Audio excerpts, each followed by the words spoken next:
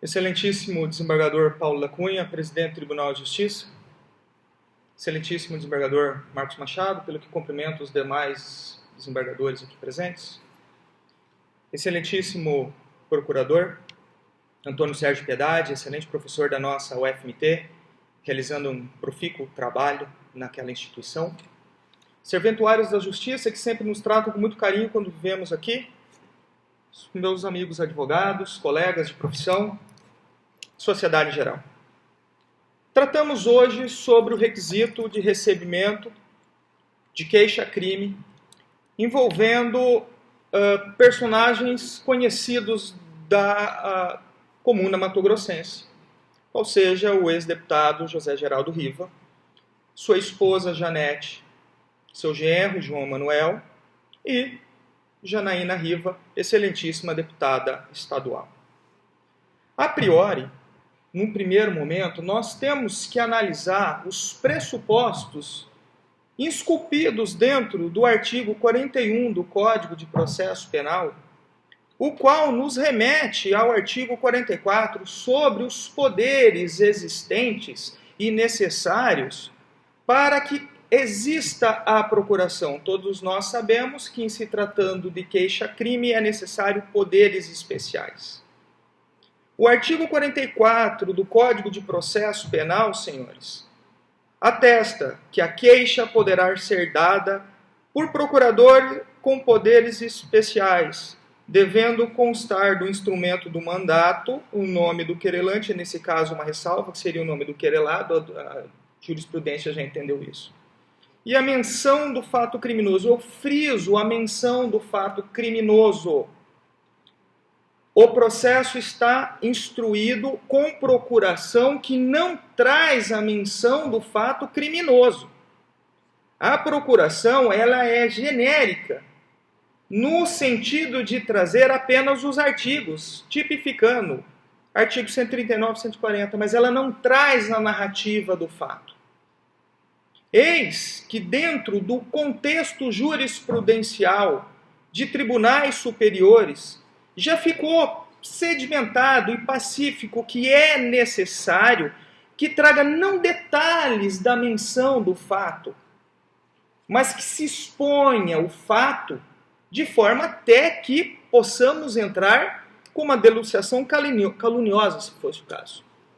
Vejam, senhores, que a queixa-crime, conforme o STF, inquérito 880, bem diz: a procuração outorgada ao advogado do querelante, ao se limitar a dar o nome injúrias dos crimes a que a queixa atribui ao querelado, não atende à finalidade do artigo 44. O mesmo STF, no inquérito 1696, diz que a procuração outorgada ao advogado do querelante, ao se limitar a dar o nome injúrias dos crimes que a queixa atribui ao querelado, não atende à finalidade do artigo 44. Senhores, eu tive a oportunidade, há coisa de uns 6 meses atrás, de estar nesta tribuna, defendendo os interesses do meu cliente, em que o querelante, era o jornalista Fábio Panuzio, e nós estávamos movendo uma queixa-crime contra o deputado Riva, naquele momento. E este tribunal muito bem me ensinou. Este tribunal disse, na ação penal 1537 e 33, querelante Fábio Panuzio, querelado José Geraldo Riva, que, não obstante a isso, segundo precedentes do Supremo Tribunal Federal, a procuração outorgada pelo querelante se limita a dar o nome injúrias do crime atribuído ao querelado, não atendendo à finalidade do artigo 44. E esta decisão deste Tribunal de Justiça, que rejeitou a queixa-crime naquele momento, traz consigo diversos julgados do Supremo Tribunal Federal, em especial a ação penal privada, para ser validamente ajuizada, depende, dentre outros requisitos essenciais, da estreita observância por parte do querelante da formalidade imposta pelo artigo 44. Então vejam, senhores, que nós temos um defeito na procuração. Este defeito na procuração deveria ter sido corrigido dentro do prazo decadencial da queixa, que é de 6 meses. Nós podemos observar pelos autos que não foi corrigido esse defeito fulminando pela decadência o interesse do querelante em agir, pela absoluta falta de poderes necessários e essenciais na procuração. Esta falta de poderes mata, é um erro insanável, mata a queixa. Isto vale para todos os processos, tanto de José Geraldo, Janete e João Manuel, quanto também para Janaína. Adentrando no mérito, caso não seja por este entendimento, nós temos que tentar abstrair o contexto, os crimes a que está sendo imputado a querelada, no sentido de entender se há ou não crime, se pode ou não pode ser recebido a queixa. Obviamente que nós estamos aqui dentro de um caminho muito estreito, porque ainda não foi produzido provas, nós não temos necessariamente outros elementos mais profundos, mas no primeiro olhar nós já observamos que a tipificação está completamente inadequada. Está tipificando, a princípio, pelo 139 e 140. O 139, assim diz, difamar alguém imputando fato ofensivo à sua reputação. Fato, é necessário que se narre um contexto. Simplesmente falar reeducando não significa que é um fato. Então, pelo 139, não tem como ser recebido a queixa. Ademais, nós poderíamos dizer, não, doutor, nós podemos receber pelo 140, porque nós temos aí um caso de injúria. Para saber se nós podemos receber pelo 140, eu preciso analisar o ânimo. O ânimo do agente, se ele tinha um ânimo injuriante. Podemos observar que há evidente atipicidade na conduta, vez que dentro do tipo subjetivo exige-se a vontade de praticar conduta qual seja o ânimos injuriante. A querelada é pessoa conhecida, jornalista, blogueira, utiliza-se da arte de informar. O estilo jocoso, o estilo ácido muitas vezes, é necessário para que ela possa passar a sua credibilidade para o público. É o jeito dela ser.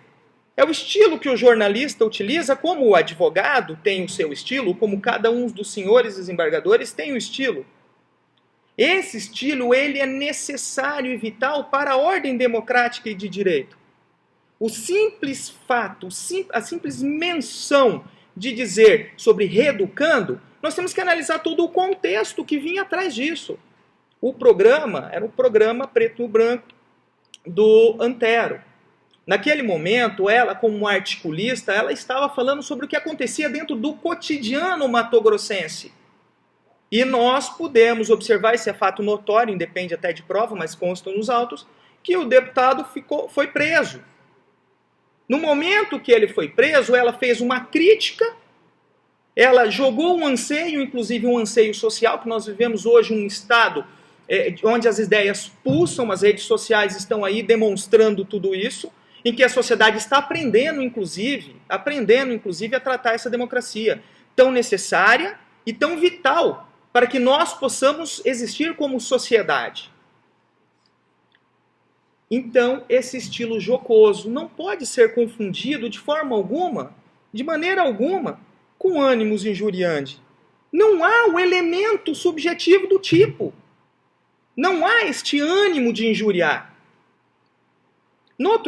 Seguindo a minha tese, eu quero trazer para vocês a teoria da tipicidade conglobante.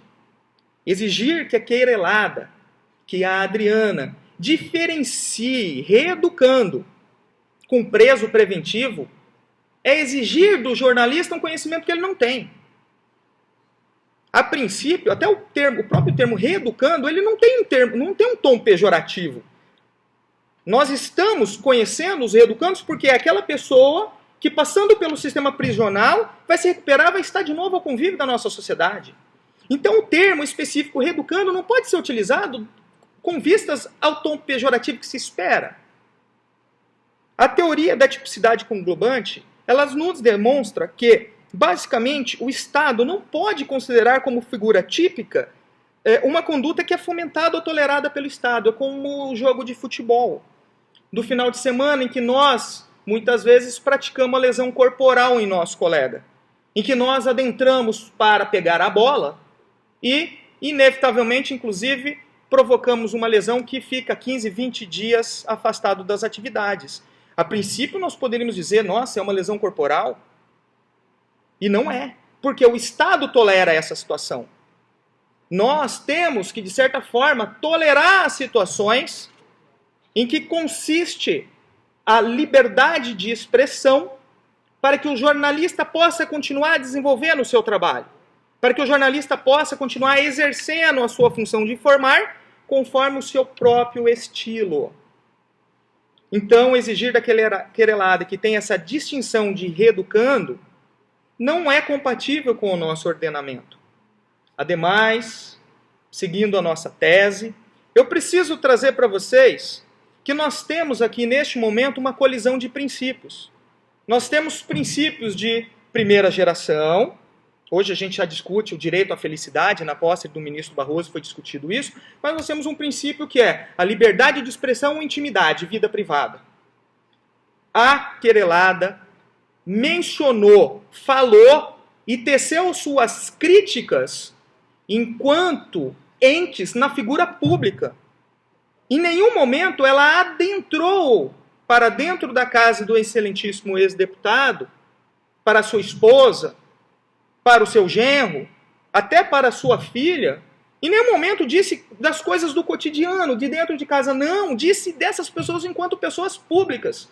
Pessoas que estavam investidos do poder público, trabalhando com o poder público e que é, de certa forma, público o próprio processo a que respondem.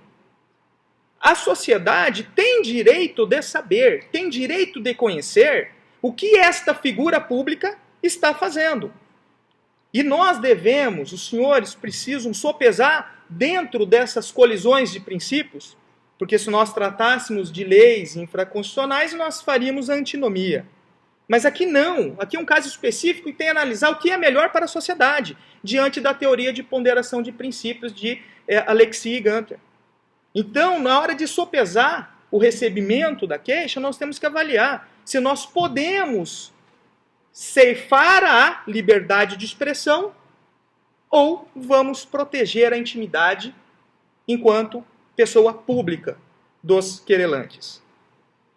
Outra solução também que nós temos é a aplicação da teoria tridimensional do direito, que considera o direito como um valor justo dentro de uma deontologia jurídica, dentro de uma parte empírica de política jurídica, como norma jurídica ou como fato social. Nós temos um fato reeducando.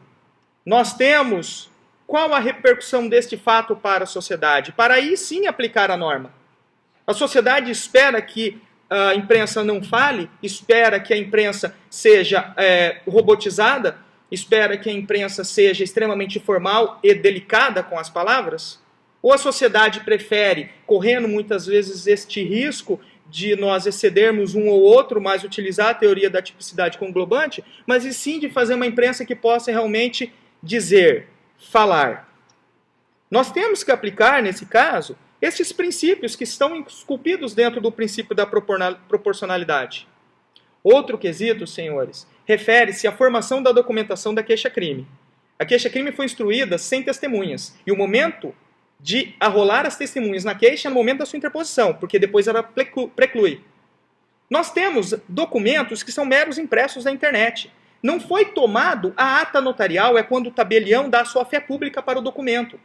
Quando nós tratamos desse tipo de crime, é necessário e fundamental que se exija ou a perícia técnica, ou que nós passemos pelo tabelião que ele, diante da fé que o Estado o concedeu, vai atestar e vai averiguar o que está dentro dos autos. E digo mais, caso a querelada viesse e confessasse os crimes, não teria efeito nenhum, porque a simples confissão do réu não tem um condão de condená-lo.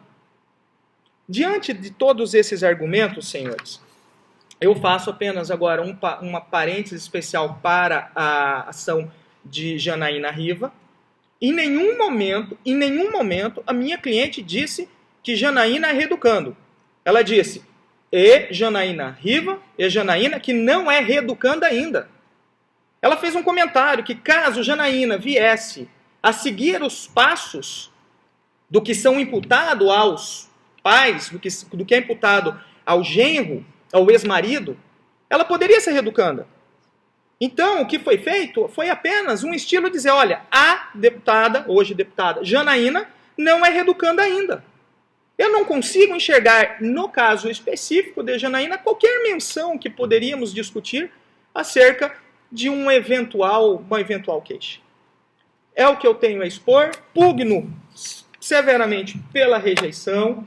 Gostaria que os senhores analisassem muito profundamente a falta de poderes na procuração que fulmina o direito do querelante, dos querelantes que aqui estão, e pela extinção da punibilidade ou pela rejeição da queixa-crime. É o que eu tenho a expor, eu agradeço. Muito obrigado. Sobre o decreto de julgamento, eu gostaria de manifestar minha suspeição e eu quero dizer um porquê.